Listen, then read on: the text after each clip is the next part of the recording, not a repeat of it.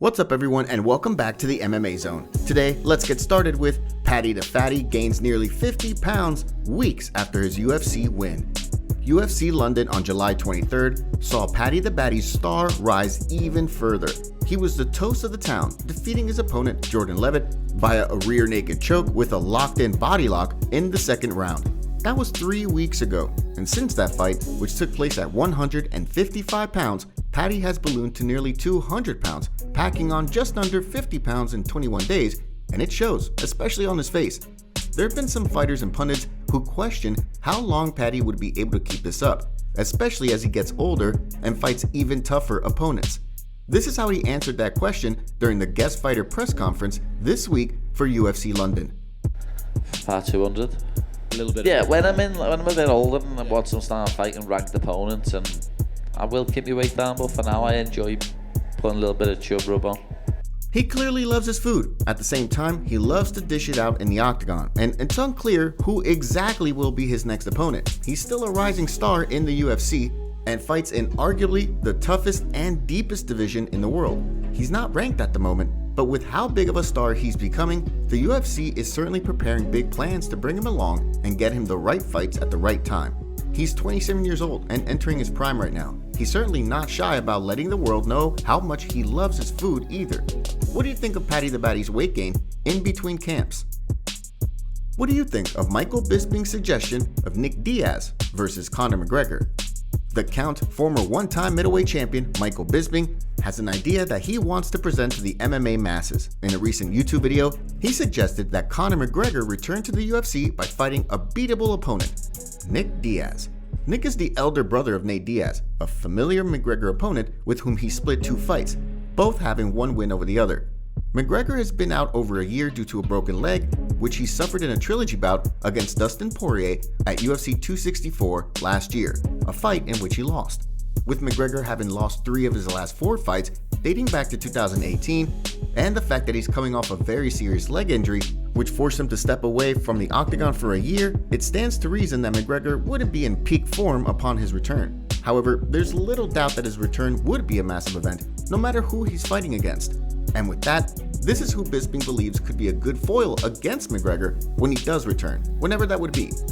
Nick Diaz is the perfect opponent. They're both 170. It's a winnable fight for both men, right? Nick Diaz will bring it each and every time. There's a epic storyline because he already beat up his little brother. Nick Diaz is certainly a big name. We last saw Diaz at UFC 266 last year, 2 months after McGregor's injury when he lost to Robbie Lawler via TKO in the 3rd round. It was Diaz's first fight in 6.5 years. Later on, Bisping says that the immortal Matt Brown could be a great option for a return fight for Conor. What do you think of Bisping's comments here? Do you agree? And if not, who do you think would be a good opponent for Conor when he returns to the octagon?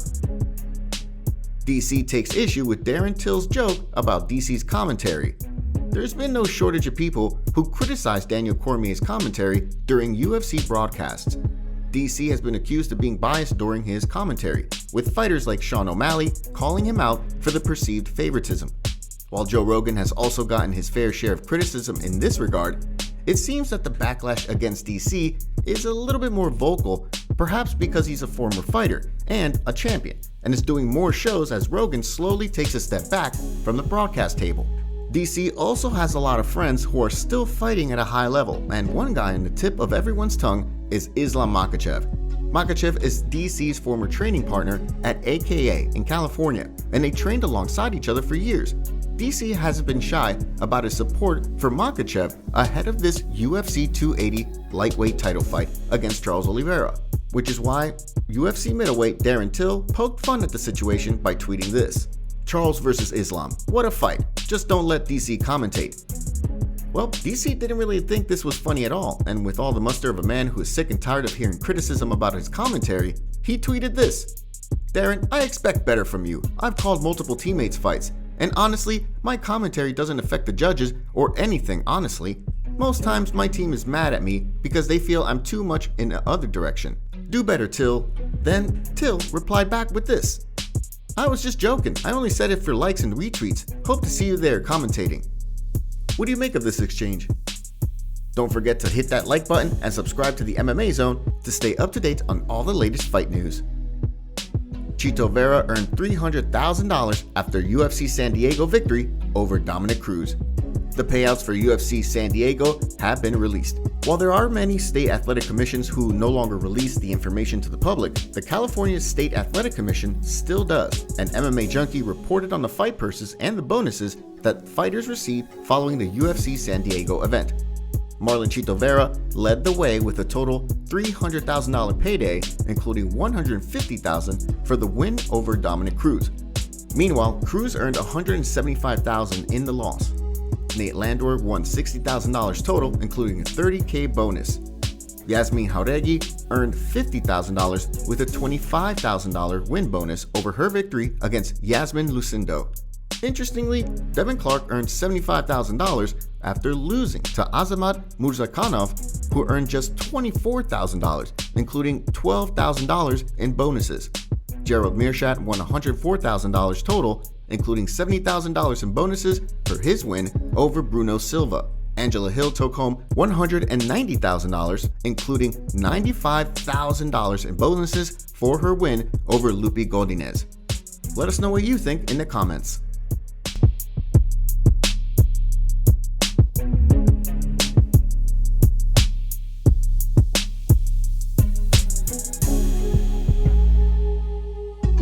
Chael Sonnen would rather see a Peña Nunes trilogy than a Valentina Shevchenko trilogy. Amanda Nunes is sitting in a good position with two titles, her women's bantamweight and the women's featherweight titles, with the option to defend either. She also has an interesting choice to make when it comes to the bantamweight title, as she can choose between two separate trilogy fights. Nunes is so far the only woman to have ever beaten Valentina Shevchenko in the octagon, beating her by unanimous decision at UFC 196 in 2016 and again at UFC 215 by a split decision in September 2017 for the bantamweight title. That's when Shevchenko moved down in weight to compete for the flyweight title, and the rest is history. The two women have been on incredible runs since then, and many have been saying that the stage is set for a trilogy bout between them, likely for the bantamweight title once again. Meanwhile, Nunes recently avenged her UFC 269 loss to Juliana Peña earlier this month by dispatching Peña by a decision in a pretty lopsided rematch at UFC 277 to recapture the 135-pound women's title. While Nunes stated after that fight that she wanted to defend her featherweight title, there exists a possibility that she could still defend her bantamweight title next. But against who? Former UFC middleweight contender Chael Sonnen has a preference, and he's leaning towards the Venezuelan Vixen. In a recent video on his YouTube channel, Sonnen feels that a trilogy bout that includes the flyweight champion in Valentina and the bantamweight champion in Nunes only serves to knock down one at the expense of the other, and doesn't really serve the aims of the UFC if they're trying to build more stars. This is why he favors a trilogy fight between Peña and Nunes. This is how Sonnen worded it on his YouTube channel. Many numbers. If I'm going to put two champions against each other, iron on top of iron, I guarantee that one of my invincible stars is going to lose. That's the only thing I'm guaranteeing.